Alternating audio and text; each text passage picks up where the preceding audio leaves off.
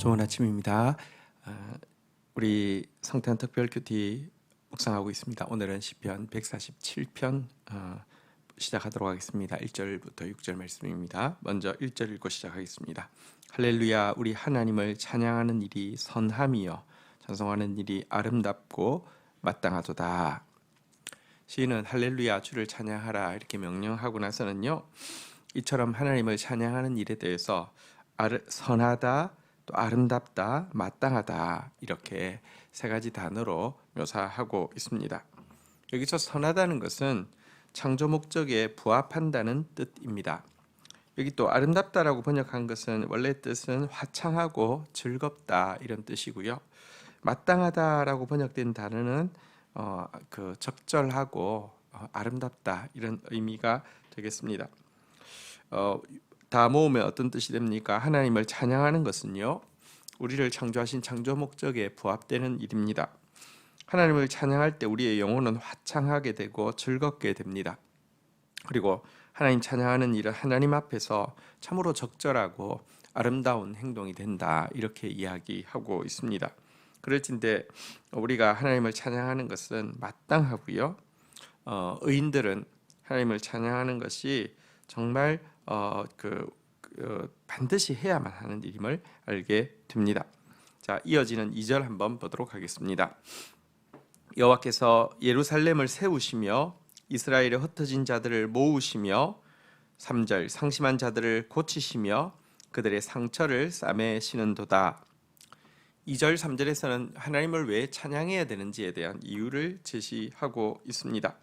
첫 번째는 죄악으로 인해 바벨론으로 포로 잡혀갔던 그들을 다시 모아 예루살렘 성전을 재건하게 해주신 것에 대해서 찬양해야만 한다라고 이야기하고 있습니다. 예루살렘을 재건한다는 것은 단지 무너진 성전의 건축물을 재건한다는 뜻뿐 아니라 하나님께서 이제 그들이 드리는 예배를 회복시켜 주시고 그들의 참된 예배를 받아주신다는 의미이기도 합니다. 죄인인 우리가 하나님을 예배하고 하나님께서 그 예배를 기쁘게 받으신다는 것, 얼마나 감사한 일인지 모릅니다. 그뿐 아니라 하나님께서 상심한 자들을 고치시고 그들의 상처를 싸매 주신다 이렇게 이야기하고 있는데요, 죄악으로 말미암은 상처들이 우리 삶 가운데 크게 생채기처럼 나 있습니다. 그러나 하나님께서 그것을 고쳐셔서 새살이 돋아나게 해주신다는 의미가 됩니다. 예배가 회복되어지면 우리 삶 가운데 마치 상처가 회복되어지고 새살이 돋아나는 것처럼 하나님의 회복의 역사가 있다는 것입니다. 성경은 이렇게 이야기합니다. 여호와의 말씀이니라. 그들이 쫓겨난 자라 하매 시온을 찾는 자가 없은즉 내가 너의 상처로부터 새살이 돋아나게 하여 너를 고쳐주리라. 삶의 생채기 난 그 모든 부분들이 이제 기억나지 않도록 하나님께서 정말 새살로 덮어주시고 더 온전케 해주신다 이렇게 이야기합니다. 그러니 하나님을 찬양해야 합니다. 4절 보겠습니다. 그가 별들의 수효를 세시고 그것들을 다 이름으로 부르시는도다. 5절 우리 주는 위대하시며 능력이 많으시며 그의 지혜가 무궁하시도다. 자, 하나님께서 사실 이제 시온을 이렇게 다시 세우게 하시고 시온의 백성들의 상처를 고쳐 주셔서 새살이 나게 하신다는 것, 우리에게 얼마나 큰 소망이 되는지 모릅니다. 하나님은 교회의 이 설립자이시죠. 시작하시고 완성하실 분이십니다. 교회가 더럽혀지고 무너지는 것을 방관하거나 방치하지 않고 반드시 회복시켜 주시고 주의 자녀들도 반드시 회복시켜 주신다는 것입니다. 이 같은 하나님, 그런데 하나님의 이와 같은 구원이 가능한 이유가 4절부터 나와 있는데요, 하나님 어떤 분이시냐? 별들의 수요를 세시는 분이시고 그 이름까지 빠짐없이 아시는 분이시라고 이야기하고 있습니다. 이 안에는 하나님의 전지하심도 나와 있고요, 또 전능하심도 나와 있고요, 또 세밀하심도 나와 있습니다.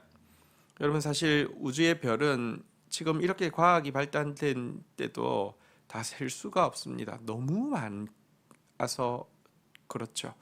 하나님께서 별 하나 이름도 틀리지 않게, 이름도 하나 빠지지 않게 세신다는 거, 단지 전지하시고 전능하실 뿐 아니라 얼마나 세밀하신지 보여주시는데요.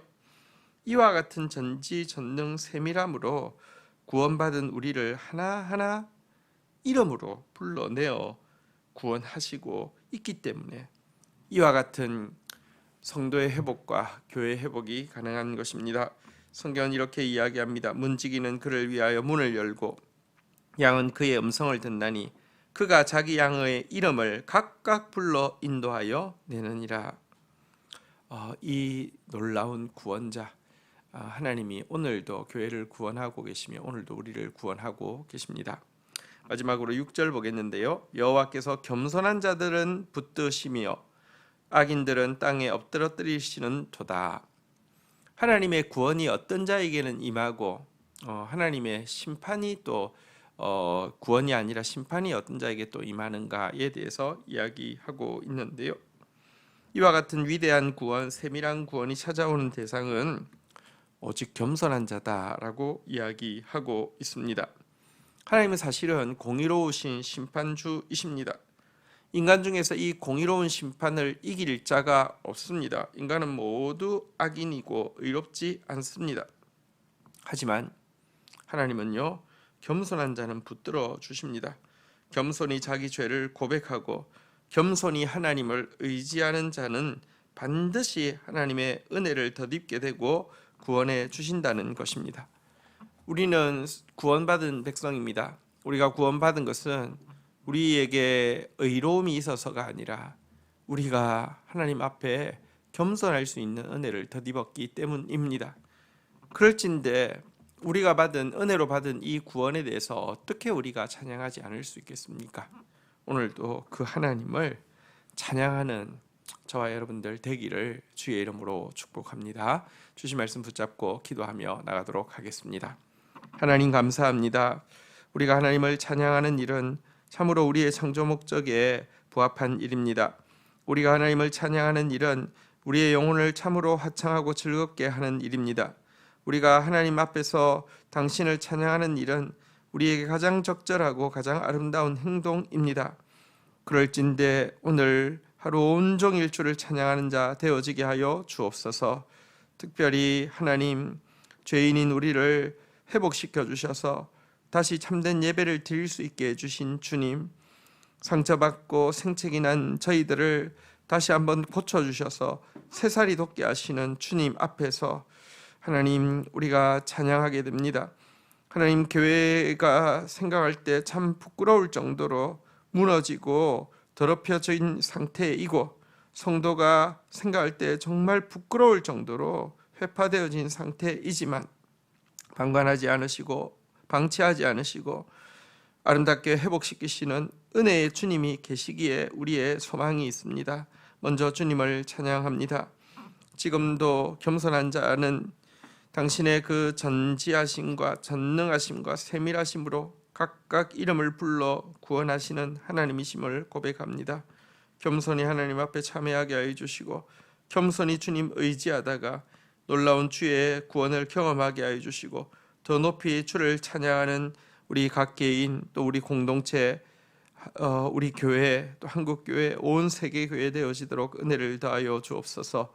예수 그리스도의 이름으로 기도 올립니다. 아멘.